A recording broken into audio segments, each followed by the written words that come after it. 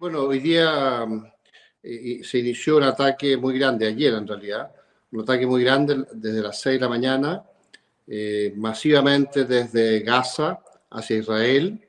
Se tiraron alrededor de 2.500 cohetes hacia las ciudades israelíes y después vino un ataque masivo de palestinos musulmanes, en general no eran palestinos cristianos, los palestinos cristianos están más bien en la Cisjordania, estos venían de la zona de Gaza, y ellos atacaron a toda la población israelí en las casas, en las calles, en los departamentos, y empezaron a matar gente. Y después secuestrar, ¿no? Mataban a los hombres y a las mujeres que podían, sobre todo si eran jóvenes, las capturaban. Y capturaron algo así como 30 o 40 mujeres, no tenemos la cifra exacta todavía. Y mataron indiscriminadamente una cantidad enorme de gente y se metió en muchos lugares. Y esto sigue en desarrollo todavía, ya llevamos más de 24 horas de combate y los israelíes están recién reorganizándose, llamando a los reservistas y preparándose probablemente para intervenir dentro de Gaza, pero antes para controlar la situación en sus propias ciudades. Y bueno, como les decía, estábamos con el objetivo de un poco comentar el tema de cómo lo viste tú, los sureños, desde tu punto de vista, el ataque palestino Yo quería a hacerle una Israel. pregunta a don Daniel sobre el tema de Palestina e Israel. ¿Ya se llevó a cabo, se está llevando a cabo la operación aérea que los israelíes iban a lanzar contra Gaza? No, están actuando los aviones, pero no sabemos en qué término. Probablemente van a actuar sobre ciertos puntos de Gaza también y ciertos puntos donde puede haber algún combate para apoyar a la infantería israelí dentro de Israel. Pero básicamente ellos van a actuar sobre los centros logísticos y mando y control y de coordinación que hay dentro de Gaza, ¿no? Para Hamas. No se van a meter con Cisjordania todavía, ¿no? No creo. No, Cisjordania, bueno, tú sabes que Cisjordania más bien hay sectores cristianos, esto es un ataque más bien musulmán, de un sector que está controlado por Irán, Hamas está financiado por Irán, igual que Hezbollah que está en el Líbano, y aparentemente esta es una acción iraní. ¿Y por qué es una acción iraní? No lo sabemos, eso es lo que estamos tratando de averiguar, pero entre las hipótesis que se barajan en el ICAE es que Rusia le habría pedido a Irán que actuara en contra de Israel porque Israel estaba dejando su neutralidad y estaba empezando a apoyar a Ucrania y había enviado algunos armamentos muy importantes que habían sido muy útiles para Ucrania y muy significativos en contra de Rusia. Y Rusia consideró que podría ser bueno hacer intervenir a Irán con su influencia en Hamas y en Hezbollah y quizá incluso en los grupos palestinos de Cisjordania para actuar contra Israel. Y por ahora esto se ha hecho desde Hamas. Hezbollah está en alerta, ha habido una tensión, parece que han lanzado algunos cohetes en la frontera, pero no han intervenido del Hezbollah hacia la frontera de Israel. Solamente se ha actuado masivamente desde Gaza hacia Israel. Y la Cisjordania no está actuando todavía, están en alerta, se han movilizado los grupos armados que tienen en la Cisjordania los palestinos, pero no han actuado. Esta es una acción básicamente de Gaza. ¿Qué te parece, Lobo Sureño, la respuesta que ha tenido el famoso domo de hierro, el Iron Dome? Bueno, el domo de hierro ha funcionado medianamente bien dentro de lo que fue planeado, pero obviamente, dependiendo del número de cohetes que se le lancen, se sobresatura la defensa y es inevitable que hayan bajas. Igual es bastante caro de operar. Eso de estar derribando, sí, claro, cohetes baratos con misiles carísimos no es muy rentable a largo plazo. Exacto. Por lo demás, yo me imagino que 2.500 cohetes tienen que haber disparado por cada cohete que venía, 2 o 3 cohetes, tal vez para tener garantía de éxito. Por ejemplo, en la Marina yo estoy 100% seguro que la práctica usual es si viene un avión o viene un misil antibuque, salen 2 cohetes, primero de largo alcance, luego de mediano alcance, y si no, de corto alcance, pero siempre de parejas, ¿no, Daniel? Sí, en el caso del Iron Dome, de este ataque masivo, efectivamente se saturaron la cantidad de misiles que tenían los Iron Dome. Hubo que recargar 2 o 3 veces. Los lanzadores son de 48 misiles cada uno, y 48, y 48, y 48 cada uno. Bueno, y estas baterías tienen varios de estos lanzadores. Pero se gasta una cantidad impresionante de Iron Dome por 2.500 cohetes. Se le lanza uno a cada uno, no se lanzan 2 a cada uno porque no hay esa capacidad. Y lo que se hace es que se analiza muy rápidamente la trayectoria, porque estos son misiles balísticos, no son guiados. Y la trayectoria y los misiles que van a caer, o los cohetes, que van a caer en lugares que no van a hacer daño, no son interceptados.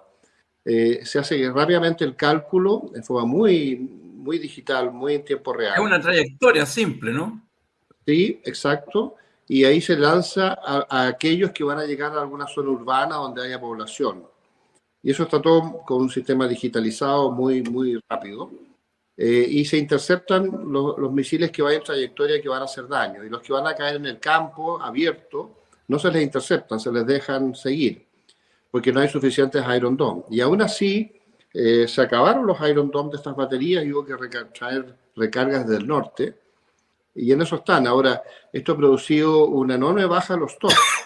Entonces, estos mismos Iron Dome que se iban a llevar a Ucrania, ahora no sé, por el estrés de la línea de producción, probablemente no se van a mandar a Ucrania, porque van a tener que reponer ellos en las cantidades suficientes para poder sostener su capacidad de interceptación. Así que eso, bueno, eso es el punto de vista táctico. Desde el punto de vista estratégico se está viendo si esta combinación con Irán está vinculada a Rusia o si es solamente un esfuerzo de Irán para romper el vínculo de Israel con el acuerdo Abraham, que es un acuerdo de Israel con Arabia Saudita para llevar gasoductos y oleoductos desde Arabia Saudita hacia Israel para que después continuaran bajo el mar en el Mediterráneo por el sur de Chipre, llegando hacia Grecia y de ahí internándose por la zona del Adriático hacia Europa, hacia la zona de Venecia y a la zona del norte de Italia, y de ahí hacia el interior de Europa. Era una fuente alternativa de energía para Europa en consideración a los problemas que ha habido por la guerra con Rusia. Y este programa, que lo desarrolló inicialmente Donald Trump, incluía un acuerdo entre Arabia Saudita e Israel, una cosa bastante novedosa, porque los árabes sauditas siempre habían estado apoyando gestiones en contra de Israel.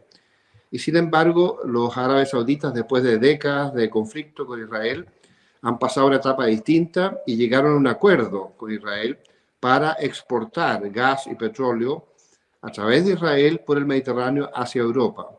Y ese vínculo estratégico, Rusia tenía mucho interés en romperlo, Irán también tenía interés en romperlo, y probablemente esto es una fórmula, una forma. Esas son hipótesis que estamos manejando. Todavía nosotros no tenemos la información completa, la vamos a ir juntando en los días que vienen, y ahí vamos a ver realmente cuál fue la razón por la cual se hace este ataque. Por ahora son hipótesis. Más adelante, si tenemos más comprobación de cuál es la realidad, ahí vamos a hacer unas teorías. Las teorías son algo mucho más fundamentado que las hipótesis. Las hipótesis son solamente posibilidades. Las otras son mucho más probables. Que les quería plantear la posibilidad de que, bueno, se ha visto lo efectivo, que en el fondo es el domo de hierro. ¿Qué creen ustedes que podría ser posible llegar a instalar un domo de hierro en el futuro para Santiago? ¿A quién le preguntas eso? A ver, dime, a cada uno. Primero partamos por los sureños, a ver. Bueno, yo creo que va dependiendo de las necesidades que tenga la defensa. Si hubiera una posibilidad alta de que atacaran Santiago con cohetes o con algún o con algún otro sistema que el domo pudiera derribar, sería tal vez factible, o sea, no sé si factible, la verdad, provechoso instalarlo. Pero actualmente Argentina, que es el único país que puede golpear, entre comillas, esa zona, dudo mucho que tenga una capacidad importante para poder atacar Santiago, al menos con cohetes O sea, Argentina, de largo alcance.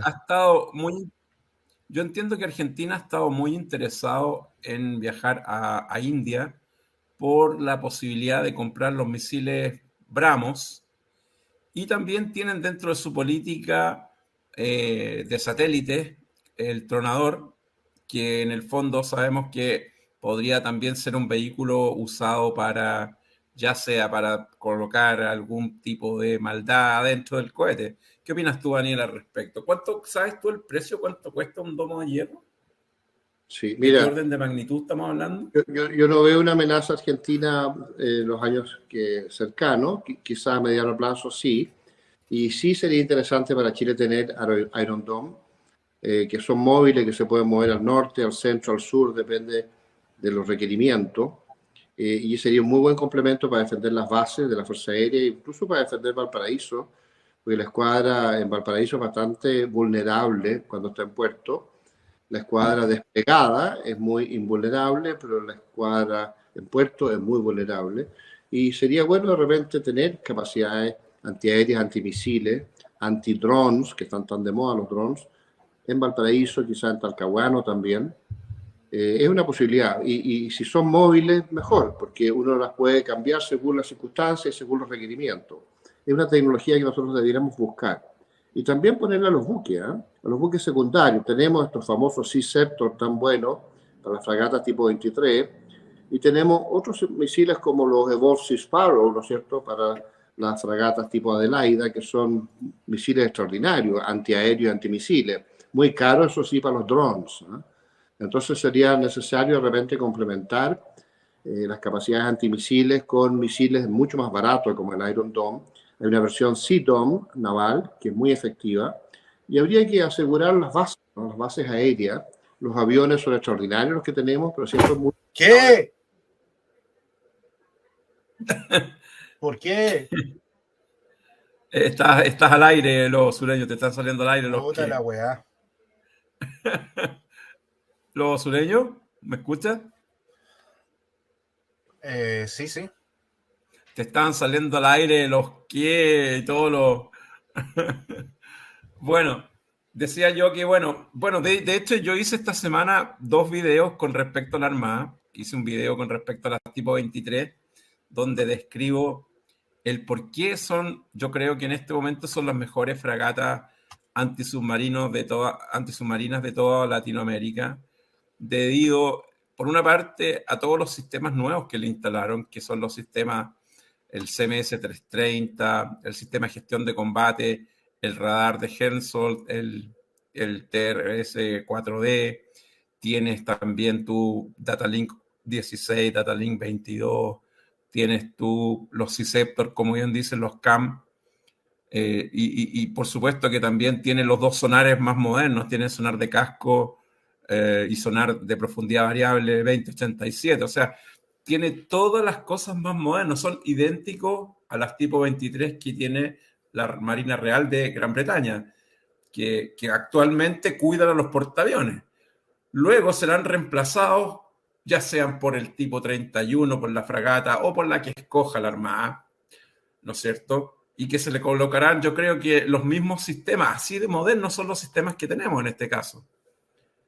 Es decir, bueno, yo creo que coincido contigo, Daniel, que los sistemas Iron Dome no debieran ser tan caros, y podríamos tener algunos para defender cosas puntuales, cosas estratégicas, como por ejemplo la flota de Valparaíso, Santiago también. Entiendo que hay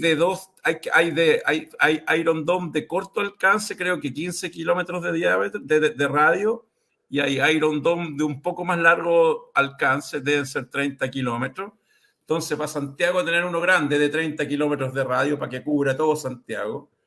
y en Valparaíso uno de 15 kilómetros, por ejemplo, y en Concepción, en Asmar, otro de 15 kilómetros, en Antofagasta, tal vez para proteger nuestra riqueza que hay en las minas de, ya sea de cobre o las minas de litio, o etcétera. Pero yo no los pondría fijos, ¿no? No los pondría fijos, los dejaría móviles en seguras circunstancias. Correcto, que sean unidades móviles que se puedan desplazar. Claro. Bueno, Oye, estamos en un mundo tan complicado hoy en día que incluso, bueno, hemos visto que aparte de Palestina contra Israel, que lo vamos a ir estudiando con el ICAE y ya iremos a través del ICAE, iremos a planificar y entregar, digamos, lo que tú llamas las hipótesis, y Hola, hola, ¿se me escucha? que van a convertirse en tesis, digamos. Yo creo que también se ha visto que el mundo está muy convulsionado. Yo creo que la guerra de Rusia contra Ucrania ha traído también muchos problemas. Por ejemplo, en Armenia y Azerbaiyán, que bueno, que lo que yo entiendo es que al parecer los armenios salieron arrancando del territorio que está digamos, en poder de los armenios, y no, entiendo que han arrancado del orden de 500.000 personas, y en el fondo Azerbaiyán habría logrado reconquistar gran parte de ese territorio. ¿Cómo estás tú al tanto, Daniel, de eso? sí, eso es Nagorno-Karabaj, sí. Efectivamente, los azerbaiyanos hicieron una movida muy importante a raíz de las dificultades que tiene Rusia para controlar esa zona.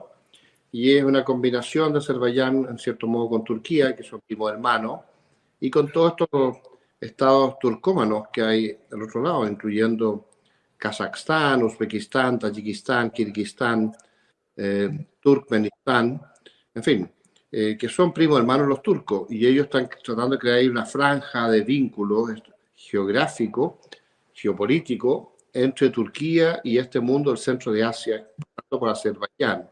Y para ello era necesario controlar Nagorno-Karabaj, que estaba bajo el reclamo y la dominación armenia, siempre respaldada por Rusia, pero cuando Rusia está tan amarrada por su conflicto en Ucrania, ellos ven la oportunidad de hacer una movida estratégica y quitarle Nagorno-Karabaj justo ahora a Armenia, sin que los rusos puedan hacer mucho. ¿Qué opinas tú, Lobo, al respecto? Buenas noches, ¿se escucha? ¿Se escucha? Ahora sí. Te preguntaba, ¿qué opinas tú del conflicto que ha habido en Armenia con Azerbaiyán, en Nagorno-Karabaj? Bueno, el tema del Nagorno había quedado de conflictos anteriores que habían tenido los armenios con los azeríes.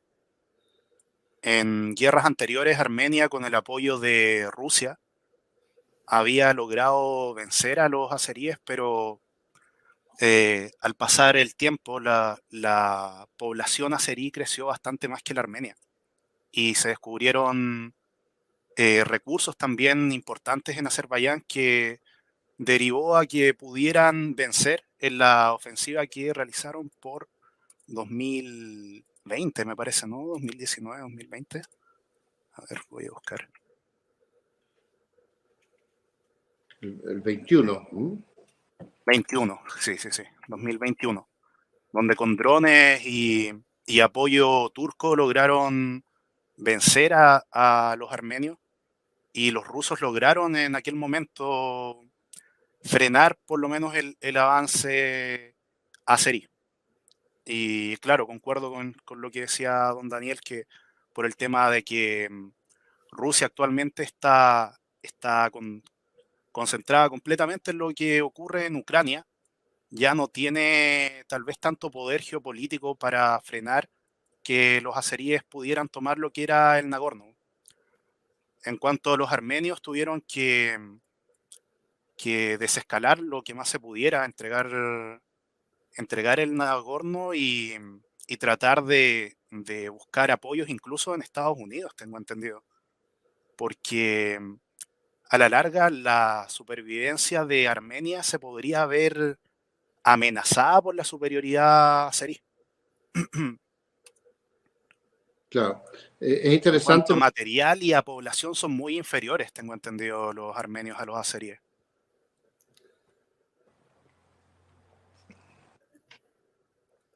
¿Ibas a decir algo tú, Daniel? No, efectivamente, lo que pasa es que hay un eje que se está tratando de meter de Turquía. Turquía se está convirtiendo en una especie de imperio local en la zona central de Asia, porque a pesar de que ha tenido ciertos retrocesos económicos en los últimos 5 años con el gobierno de Orbán, perdón, ¿cómo se llama el presidente de Turquía ya? De repente me voy a acordar. El presidente turco. Se ha estado desarrollando con mucha fuerza, con una industria militar propia y con unas capacidades bastante extraordinarias. Probablemente Erdogan. Erdogan, yo decía Orbán, Erdogan.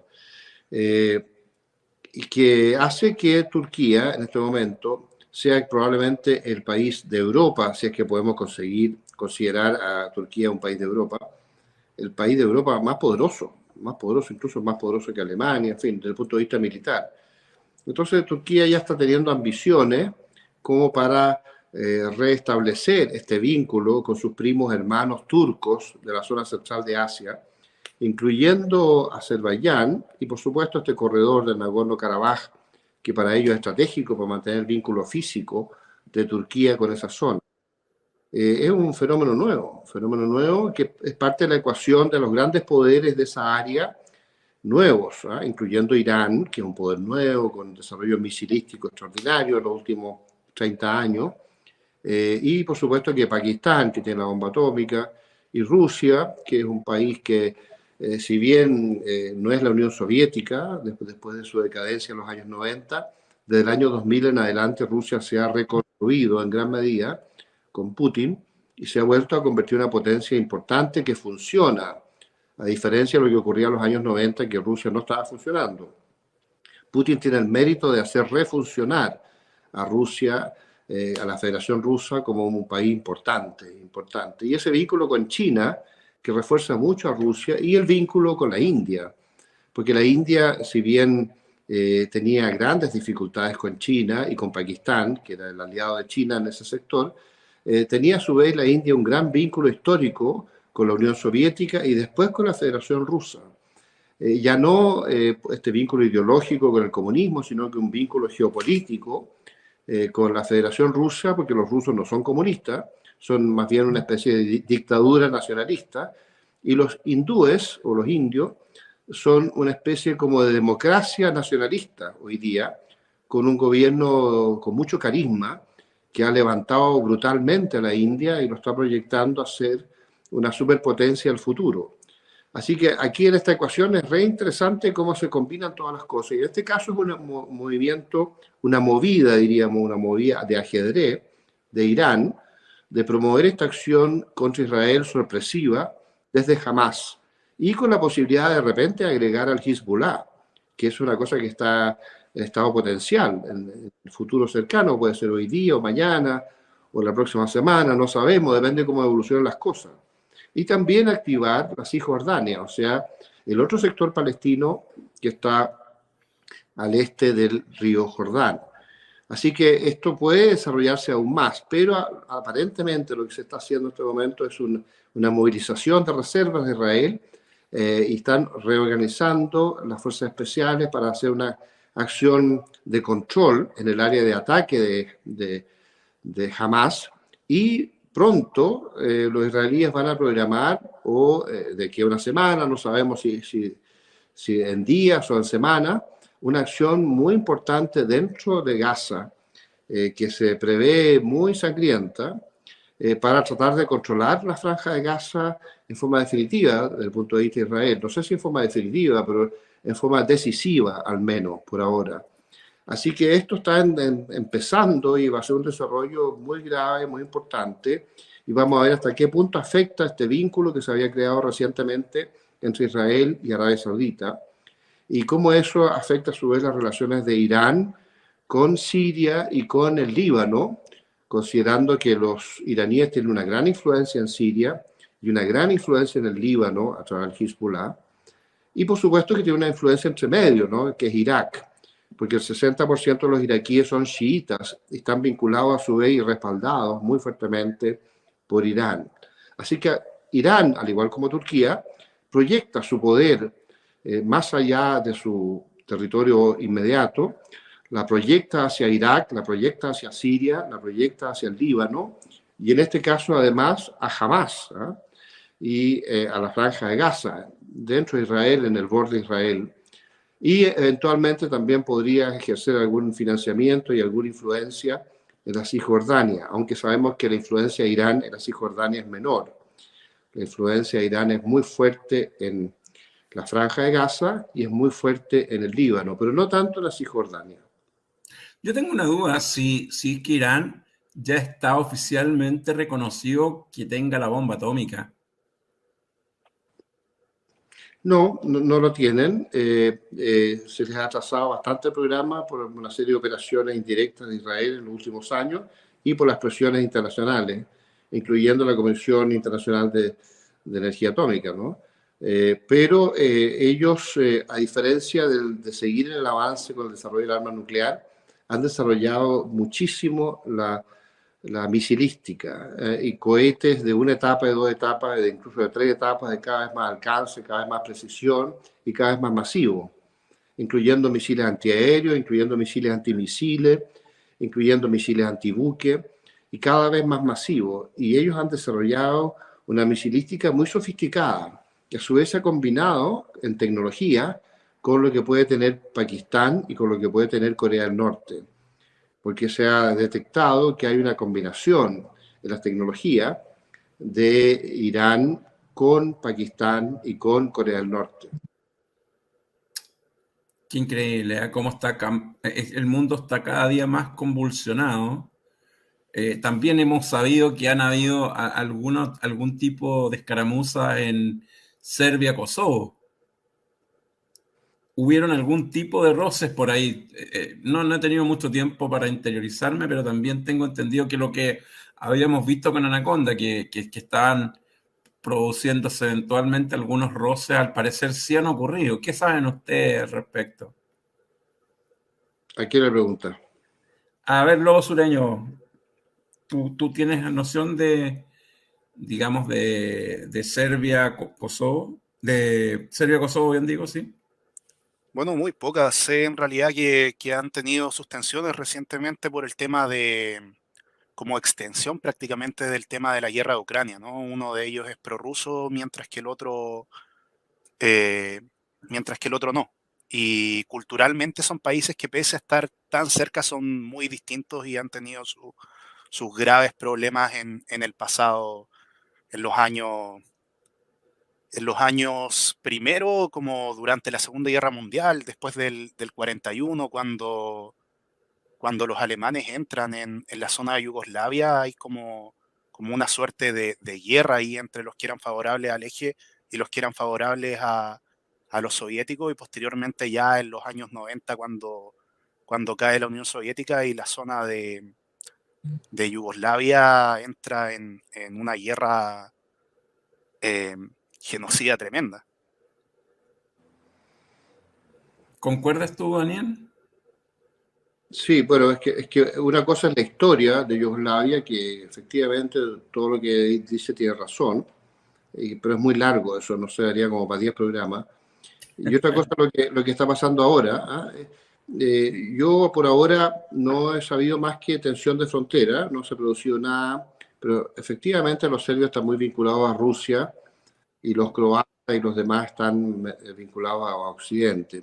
Ahora, Montenegro está vinculado a Serbia también, pero Croacia, Eslovenia están vinculados a Occidente, también Macedonia y Kosovo. Kosovo está vinculado a Albania, aunque Kosovo históricamente ha sido un país muy importante para Serbia, por lo tanto para los serbios es muy difícil dejar de controlar Kosovo y por eso que las tensiones ahí son muy fuertes.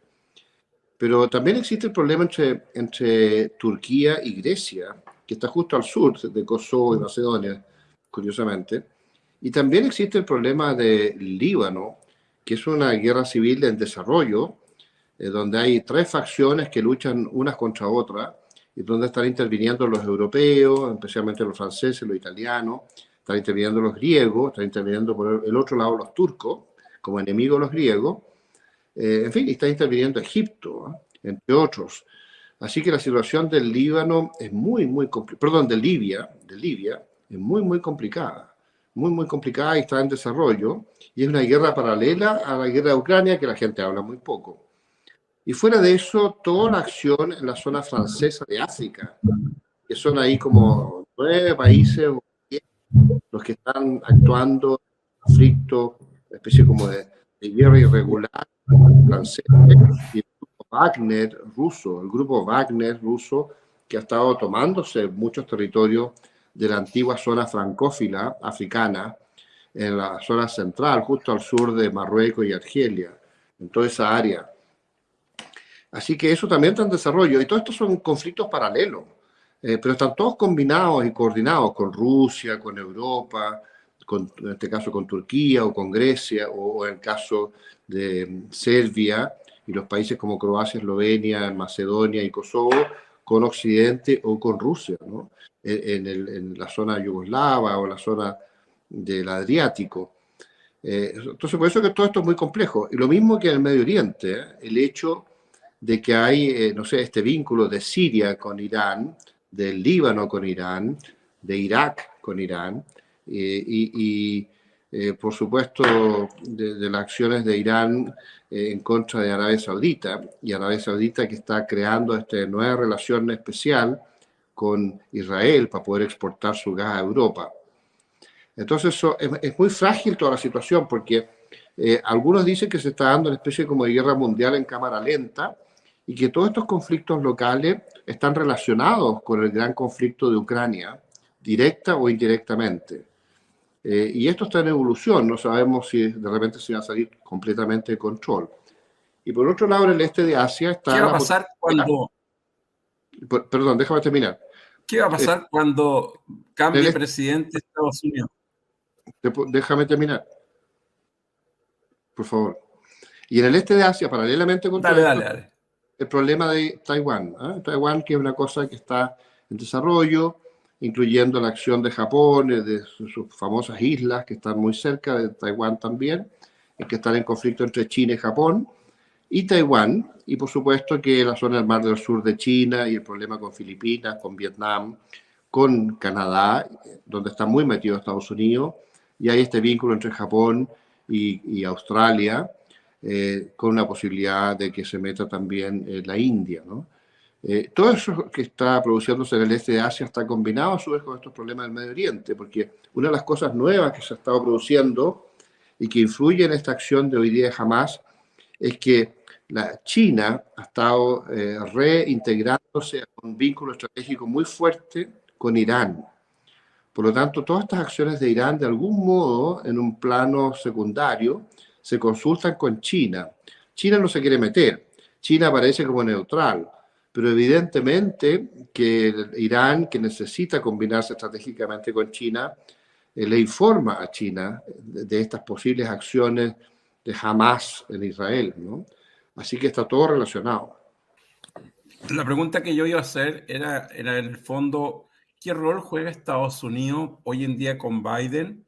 ¿Y qué rol va a jugar en el evento que gane Donald Trump? ¿A quién le ¿Qué pregunta? crees tú, Daniel, que puede pasar ahí? Mira, Donald ¿Tú Trump... crees que Donald Trump puede ser un hombre que logre terminar la guerra de Rusia con Ucrania? Sí, ya lo hemos hablado antes, hemos dicho muchas veces que Donald Trump va a parar la guerra de Ucrania, ¿no? Eso es seguro.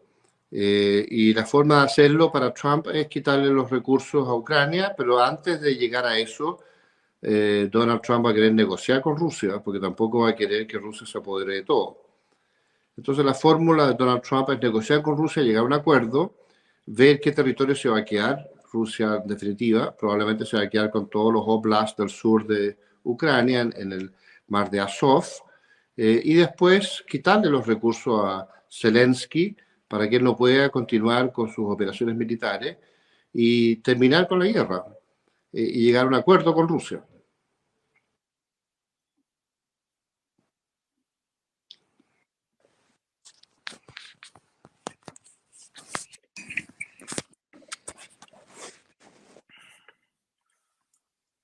Bueno, dentro de eso igual es complejo saber si Ucrania va a aceptar, incluso si se le corta la ayuda americana, creo yo. Dependiendo del espíritu de resistencia que tengan los ucranianos, podrían seguir combatiendo con las reservas que le queden y hasta quemar el último cartucho, que es lo que muchos ucranianos han dicho en cuanto Sí, a eso. sin duda, pero ellos no tienen capacidad de sostener el conflicto solos, sin el apoyo de Europa y Estados Unidos y Canadá. Ellos pueden hacer todo lo que quieran, una especie de acción heroica final, pero sin recursos. Las municiones se acaban y las capacidades se acaban. Y si Ucrania ha resistido este último año y medio, ha sido por todo el apoyo de Europa y Estados Unidos. Solo no hubiera podido. Bueno, si eso se llegara a dar, igual las bajas serían tremendas, las consecuencias serían importantes para Ucrania y nuevamente Estados Unidos se vería cuestionado por haber gastado tanto en, en sostener a Ucrania en los primeros años del conflicto y después dejarlo a su suerte como ocurrió, no sé, pues, en Afganistán, por ejemplo, que los gringos gastaron una cantidad enorme de dólares para dejar medianamente bien lo que era Afganistán y después abandonaron a la rápida dejándolo en manos de los talibanes, ¿no? Sí, pero siempre aquí se dio la situación de que esta es una guerra que hubiera sostenido el Partido Demócrata y que no hubiera sostenido el Partido Republicano. A pesar de que igual Donald Trump va a defender Ucrania en un cierto grado, por lo menos el resto de Ucrania, yo creo que van a aceptar entregar los oblasts que hoy día están ocupados por Rusia. Y Rusia no va a aceptar entregar esos oblasts. Y si Estados Unidos insiste en que Rusia devuelva esos oblasts, la guerra va a continuar, porque Rusia no va a aceptar devolverlo. Pero yo creo que Donald Trump va a aceptar que esos oblasts ya son control ruso. De hecho, esos oblasts son de mayoría ruso. Yo he estado en Ucrania un par de veces y conozco la situación. Ahí se para la guerra, porque la guerra no beneficia a nadie, desde luego no beneficia a Europa y tampoco al final a Estados Unidos. Bueno, yo les pido disculpas que me fue la red un poco. Del chico que estoy sin fibra óptica, les recuerdo que me pueden cooperar al canal. En primer lugar, con un like, que es gratuito. Luego, suscribiéndose, que ya cumplimos los 15.000, que es una cifra bastante bonita. Y les recuerdo que también pueden cooperar quienes puedan con 1.000 pesos, con 2.000 pesos o con 10.000 pesos comprándome un número. Ustedes saben que estoy rifando este precioso acorazado de la Segunda Guerra Mundial, el King George V, King George V, en escala 1 a 350. Lo hice yo con mis propias manos. Es precioso. Así que les pido que si pueden cooperar, por favor, que lo hagan. Les recuerdo que estamos hoy día con Daniel Prieto Vidal del ICAE y con el Lobo Sureño. Estamos hablando de muchos temas, en particular hemos hablado de este nuevo conflicto que se está creando en Israel, producto del ataque palestino.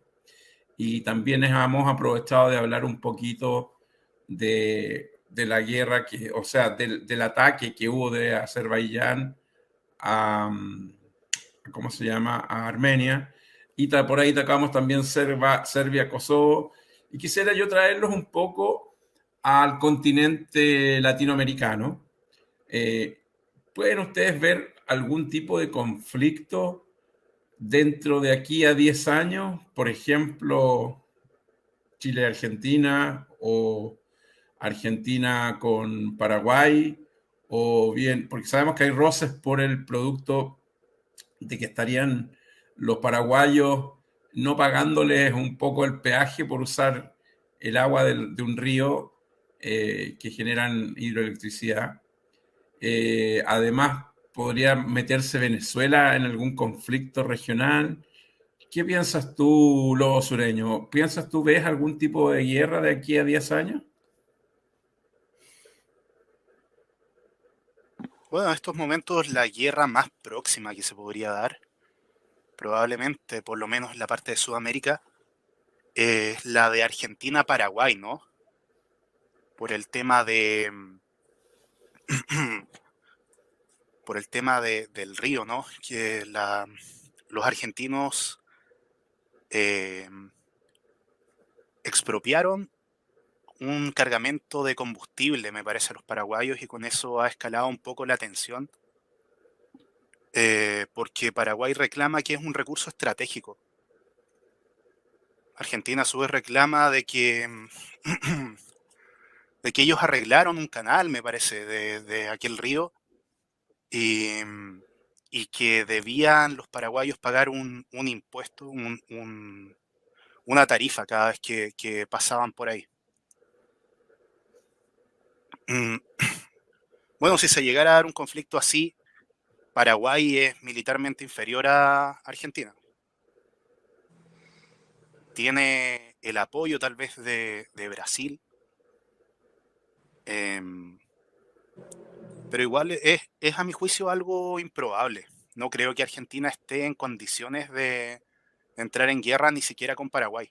Argentina ha hecho demostraciones de fuerza, ha hecho ejercicios cerca, ha movilizado fuerzas incluso a su parte norte, ¿no? Pero no creo de que Argentina pueda sostener un esfuerzo de guerra prolongado en las condiciones que tiene sus Fuerzas Armadas actuales. ¿Qué opinas tú, Daniel? ¿Ves algún escenario bélico en nuestro continente Sí, de mira, aquí a 10 años? yo quisiera, no sé, dejarlo hasta acá porque lo que yo quería era ver el asunto de Israel. Nosotros estamos en el ICAES consiguiendo información sobre este tema. Yo no veo conflicto en Sudamérica más que lo que se está desarrollando a nivel ideológico, que atraviesa todos los países. Y Chile está metido en una cuestión muy seria con este gobierno, porque este gobierno está autodestruyendo a Chile. No es que el gobierno sea incapaz, este gobierno está destruyendo Chile, destruyendo su economía. Ahora sabemos que están destruyendo la capacidad de sostener las tecnologías y los sistemas y los armamentos de las Fuerzas Armadas.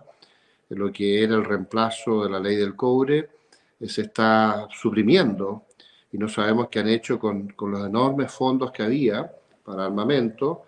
Hay un descontrol tremendo y esto se hace a propósito, ¿no? Esto no es por una falla del gobierno, esto se hace a propósito. La destrucción de las capacidades de mantener los equipos y los sistemas y las armas y las tecnologías de los aviones, de los buques, de los submarinos, de los tanques, de los carros, los centros de mando y control, de las redes de data link, en fin. Toda esta complejidad de la estructura de defensa de Chile está siendo destruida en este minuto del momento en que el gobierno está empecinado en quitarle los fondos para todas estas cosas a las Fuerzas Armadas. Eso es lo más extremadamente grave que uno se puede imaginar, porque así desaparecen los países, así desaparecen los países. Y estamos en eso. Entonces, más que un conflicto externo, nosotros estamos metidos en esta guerra transversal que recorre toda Iberoamérica, en que nosotros, en particular en Chile, estamos en un momento clave, decisivo, no solo por la Constitución, sino porque paralelamente al fenómeno constitucional, que es casi como una distracción de lo que realmente interesa, es que el gobierno tiene paralizada la economía, está tratando de subir los impuestos más allá de todo lo razonable. Los impuestos en Chile ya se subieron años atrás enormemente, mucho más allá de lo lógico. Por lo tanto, el país hace muchos años que está paralizado y que no tiene inversión. Ahora quieren incluso abortar toda la salmonería en la zona de los canales, los fiordos, que es una cosa brutal que está intentando hacer este gobierno en este momento. Y si uno analiza cualquier área, en cualquier tema, en cualquier situación, este gobierno está tratando de hacer daño a Chile, pero daño en gran escala, no un daño pequeño, no marginal, un daño en gran escala. Y no lo hacen por falta de capacidad, lo hacen a propósito, a propósito. Entonces, mucho más allá del fenómeno de una guerra externa, nosotros estamos siendo invadidos masivamente por los inmigrantes. Del año pasado a este año han subido un 20% los inmigrantes ilegales, estamos llegando a 87.000 personas. Wow. Todavía sin que lleguemos a fin de año, este año, mucho más que el año pasado. Cuando el año pasado, cuando asumió este gobierno, se comprometió públicamente a detener esto y hacer algo, incluso desplegaron a las Fuerzas Armadas. Pero las Fuerzas Armadas hacen el ridículo porque no les permiten actuar realmente. en los términos que ellos necesitan para poder controlar la situación. Es lo mismo que hace en la Araucanía, que el terrorismo campea y escala, y ahora van a estar los incendios masivos en primavera y verano, y todo el sur se va a destruir con este movimiento terrorista indigenista que pretende preocuparse de la ecología, pero que lo que hace realmente es quemar todo el sur de Chile, incluso las reservas ecológicas, las queman ellos a propósito, y detrás de ellos está este gobierno, y está la judicatura, los jueces, los fiscales, que les dan todas las facilidades y que impiden que se les persiga. Eso es lo que realmente está ocurriendo en Chile. Eso es mucho más grave que una guerra externa, porque es la autodestrucción desde el interior. Y eso está ocurriendo en este minuto en Chile. Entonces, claro, nosotros estamos ahora en el ICAES analizando lo que significa esta guerra de Israel y cómo está empezando a desarrollarse, porque esto está empezando a desarrollarse en Israel. Pero no podemos olvidarnos que nosotros estamos autodestruyendo Chile en este minuto. A pesar de que los políticos no quieren darse cuenta y tienen la política en la avestruz y están preocupados de las cuestiones constitucionales, que son muy importantes, pero que no son las más importantes. Y paralelamente este gobierno sigue sistemáticamente autodestruyendo Chile.